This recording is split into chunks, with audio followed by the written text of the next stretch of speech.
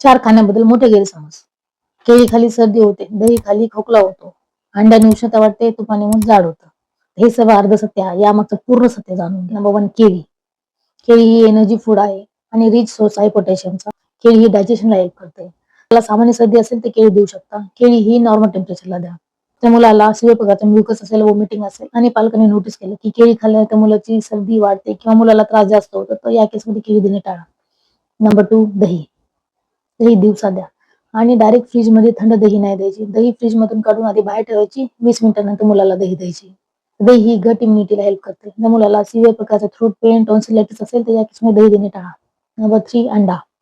अंडा हा rich source आहे प्रोटीनचा. बरेच पालक म्हणतात की तापीमध्ये अंडा दिल्यानंतर उष्णता वाढते, पण अंडा हा रिकव्हरीला हेल्प करतो. अंडा हा बॉइल्ड किंवा ऑमलेट फॉर्म मध्ये देऊ शकता. तर मुलाला एग अलर्जी असेल तर ऑब्व्हियसली अंडा देणे टाळा. नंबर 4, तूप. तुपामध्ये गुड फॅट्स असतात आणि तूप हे मुलाच्या ब्रेन डेव्हलपमेंटसाठी खूप महत्वाचं असतं. 1-2 चम्मच तूप देणे सेफ आहे.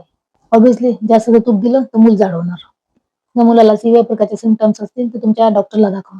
प्रॉब्लेम हा फूडमध्ये नाही तर माहितीच्या अभावात आहे. तर मुलाला योग्य पद्धतीने, योग्य प्रमाणात वरील हे 4 फूड द्या. कारण हे 4 फूड मुलाची इम्युनिटी बूस्ट करण्यासाठी हेल्प करतात. ही माहिती सेव्ह करा आणि इतर पालकांपर्यंत शेअर करा. Thank you.